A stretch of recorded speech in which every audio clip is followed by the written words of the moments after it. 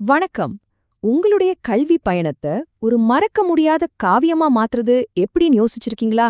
வாங்க, இந்த ஏஜிஎம் பகுதியில சவால்கள் நிறைஞ்ச உங்க ஆய்வுகளை எப்படி பெரிய சாதனைகளா மாத்தலான்னு நம்ம சேர்ந்து பார்க்கலாம். கண்டிப்பா. ஒவ்வொரு ரிசர்ச் பண்றவங்களும் கேக்குற ஒரு கேள்வி இதுதான் இல்லையா?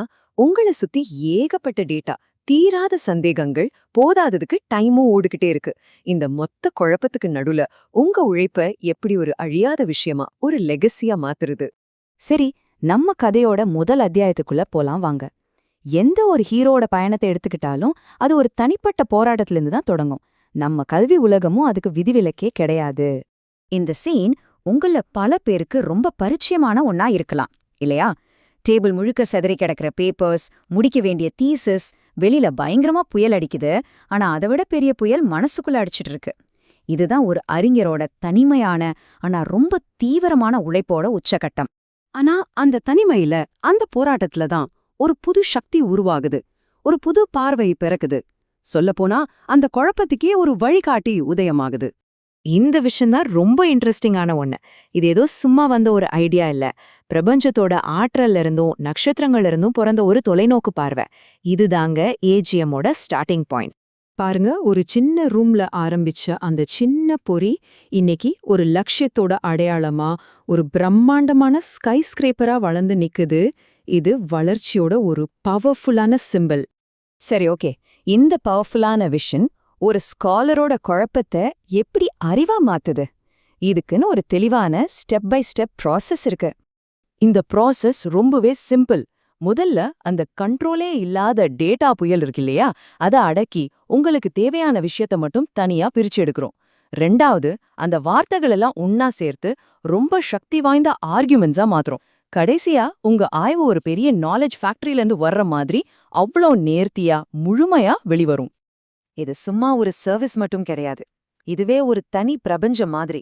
உங்க தீசிஸ், ஸ்டெட்டிஸ்டிக்ஸ், பப்ளிகேஷன், ரிசர்ச்னு உங்க பயணத்தோட ஒவ்வொரு தேவைக்கும் இங்க ஒரு தனி உலகமே இருக்கு.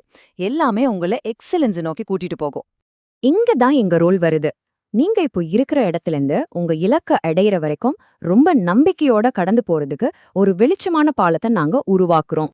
அப்போ இந்த கூட்டு பயணத்தோட ரிசல்ட் என்ன? வெறும் தீசிஸ் தானா? இல்லவே இல்ல. அது ஒரு நீங்காத தாக்கம், ஒரு நினைவு சின்னம்.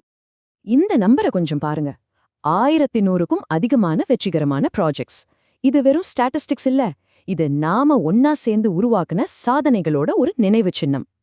ஏன்னா அந்த 1100க்கு பின்னாடி 1000 கதைகள் இருக்கு, 1000 பாரம்பரியங்கள் உருவாக்கப்பட்டிருக்கு. அந்த பயணத்துல ஜெயிச்ச ஒவ்வொரு ஸ்காலரும் ஒரு உண்மையான ஹீரோ தான். இந்த பெரிய இம்பாக்டுக்கு பின்னாடி இருக்கிறது யாருன்னு பாத்தீங்கன்னா, எக்ஸ்பர்ட்ஸ் நிறைஞ்ச ஒரு ஹீரோஸ் டீம். புதுமைகளோட தீப்பொறிக்க நடுவுல உங்க வெற்றிக்கு தோள் கொடுக்க அவங்க ஒன்னா நடந்து வராங்க. இந்த கதை வெறும் தனிப்பட்ட வெற்றிகளை பத்தி மட்டும் பேசல. இது ஒரு பிராண்டோட நீடித்த வாக்குறுதியையும் அதோட பாரம்பரியத்தையும் பத்தினது. பாருங்க, ஒரு விஷனா ஆரம்பிச்சு முதல் 100 வெற்றிகளை பதிவு பண்ணி இன்னைக்கு 12 வருஷத்துக்கும் மேல கல்வியில சிறந்து விளங்குது. இந்த டைம்லைன் எங்களோட அனுபவத்தையும் நம்பிக்கையும் ரொம்ப தெளிவா உங்களுக்கு காட்டும். இது நெருப்பிலிருந்து உருவாக்கப்பட்ட ஒரு பிராண்ட். வர்ற ஒவ்வொரு சேலஞ்சிலிருந்தும் டேட்டாவையும் ரீசர்ச்சையும் சிறகுகளா வச்சுக்கிட்டு ஒரு ஃபீனிக்ஸ் பறவை மாதிரி திரும்ப திரும்ப பவர்ஃபுல்லா எழுந்து நிற்கும். ரொம்ப ரொம்ப முக்கியமான விஷயம் உங்க வாழ்நாள் உழைப்பு. அதோட மதிப்பு எங்களுக்கு நல்லாவே தெரியும். அதனாலதான் அது நம்பிக்கை, ரகசியம் அப்படிங்கிற ஒரு கவசத்தால ஒரு டிஜிட்டல் கோட்டைக்குள்ள ரொம்ப பத்திரமா பாதுகாக்கப்படுது. இதுதான் கிளைமேக்ஸ். ஒரு பிராண்ட் அடுத்த தலைமுறை அறிஞர்களுக்கு வழிகாட்டுற ஒரு பிரகாசமான சூரியன் மாதிரி உதயமாகுது. அவங்களோட பாதையில வெளிச்சம் பாய்ச்சுது. இப்போ இந்த கதை உங்க கையில. உங்களுக்கான காவிய பயணம் இங்க காத்துக்கிட்டு இருக்கு. நீங்க எதை உருவாக்க போறீங்க? உங்க பாரம்பரியம் என்னவா இருக்க போகுது?